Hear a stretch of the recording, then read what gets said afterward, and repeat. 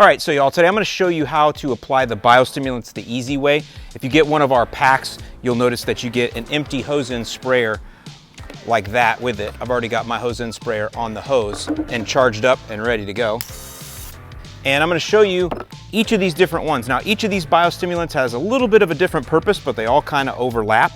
And the first one we'll talk about is RGS, Root Growth Stimulant. This has got humic, fulvic, and sea kelp. This is what's gonna kind of be the base layer. This goes down all the time, all during the year, and this is what drives deeper roots. Deeper roots means a thicker top growth. We also then have aerate liquid aeration. This is gonna dive down into the soil and create space so air, water, and nutrients can follow down, as well as those deep roots. See that overlap? We also have humic 12. This is just 12% humic. This is gonna add carbon to the soil. This is the thing that makes the soil healthy so that it's able to retain more water, retain more nutrients overall. And then microgreen, which is a little bit of this and a little bit of that. It's got minor nutrients and iron, so it's got some micros in here, as well as sea kelp again, and more humic. And this one we typically will put down in summer because it'll give you nice color without pushing too much growth. But the long and the short of it is any of these can go down at any time of the year. They don't hurt the lawn. They don't really affect they actually don't affect anything else you're doing, pre-emergence, herbicides, fungicides, none of this. This won't affect any of that. This is for the soil. So today I'm gonna show you that yes, you can mix them. I don't recommend mixing more than 2 of them together. And also something to think about with this is when we mix this full, this is to cover 2,000 square feet. You're not gonna be able to do much more than that. So every tank is 2,000 square feet. So I guess what we'll do today is we'll just mix aerate and RGS. We'll just do those 2. And here's the way to do it. So the first thing you want to do is fill up your sprayer halfway with water. Now I'm going to use this pitcher, but I just put a little bit of water in this pitcher and I'm going to go ahead and fill up my empty tank halfway with water. This is important to do this first.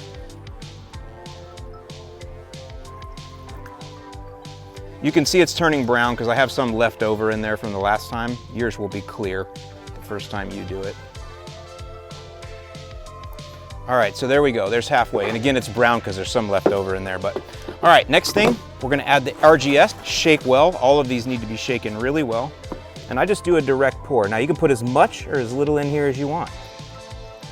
You could do all RGS if you want, but there we go. And you can see what I'm doing is I'm going up to this line right here, that's the fill line. And we'll put the rest as aerate. You can see doesn't have to be precise here. We're just having fun. These are designed to be fun. Spraying and praying is always going to be fun, but especially when it's going to do nice things to the lawn. And then I'm going to go ahead and insert my hose end sprayer.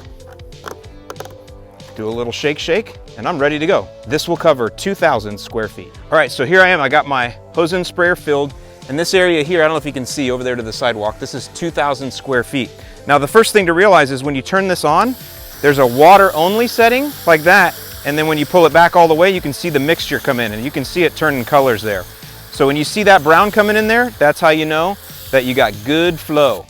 And from here, you just wanna kind of put it down to what feels right. All right, so I've pulled my hose to the furthest corner. So my spigot's way back there and I'm here at this corner. And I'm gonna start and I'm just gonna go back and forth sweeping and you just kind of follow it. So I'm going there right along the edge. And I'm gonna come back here. See that? Nice and easy. There we go. I'm just gonna go back down this other side here. I'm just kind of painting, you know, just pretend you're painting the grass. None of this is gonna change the color of the lawn too bad or anything like that. So if it's not even, it's okay. And we're gonna wanna get this down into the soil anyway, and we're gonna water it in when we're done. So there we go, coming down around here. This is called hose management, doing that. Oh, and I just kinked it. So you're gonna see in real time, one of the challenges to spraying is you get a hose that says it'll never kink, and guess what it does? It kinks in the first minute. And listen, hose management was not my strong suit in college, so there we go, back to it. Continue painting the lawn. If you wear polarized sunglasses like I have, it'll help you to see where you've sprayed and where you haven't. So that's a little trick there. All right, so I'm about halfway done with the section. And now what I wanna do is I wanna hold up my sprayer and look, and I should be about halfway done. This thing is gonna empty differently. It runs on what's called a Venturi, and I'll make a video showing you that later. But depending on your water pressure, it might flow a little faster or slower, but I'm pretty much done, halfway done with my area, and you can see here that I've got half of my mix left. So that means that my speed of outflow is pretty good, and I'm just going by gut feel. That's all I'm doing.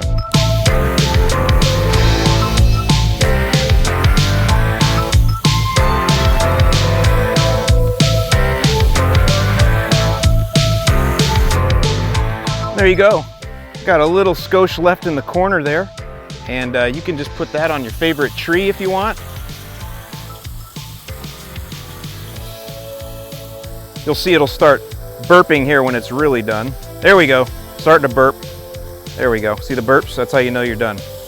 Okay, now, when you're finished, you wanna go back and water it in. So we have a water only setting on here, or you can see it's pretty empty anyway, but now I'm just gonna go back over the whole thing and spray it with water real quick. So there we go, water only setting. I'm just giving it a quick rinse over just to knock the stuff off the grass blades so it begins to get down into the soil.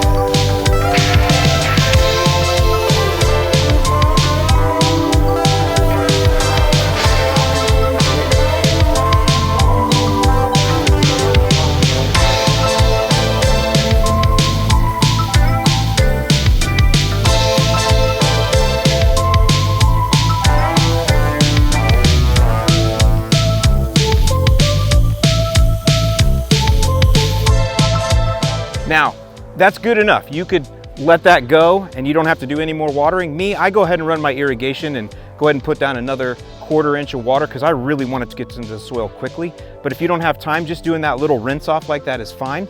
Now, we recommend that you mulch your clippings when you mow. I recommend that all the time because it returns nutrients to the lawn.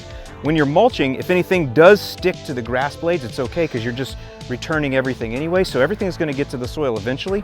But again, if you want it to get there a little faster, go ahead and water it in a little bit more. But either way, it's just fine.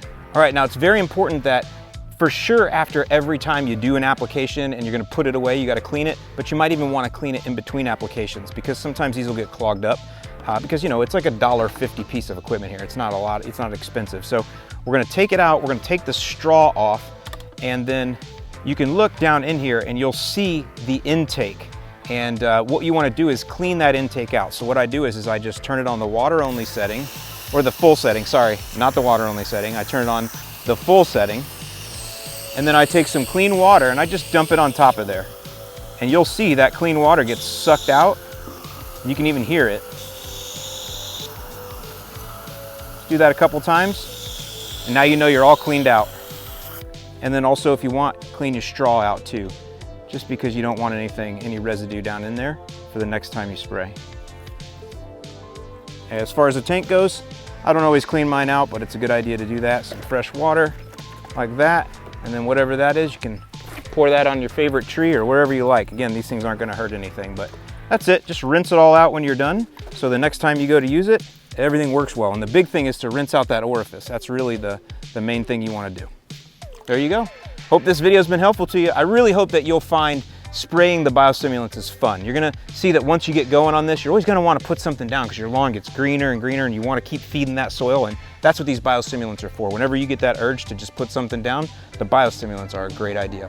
With that, I'm Alan Hain, the Lawn Care Nut for Yard Mastery, and I want to thank you for supporting an American small business. I'll see you in the lawn.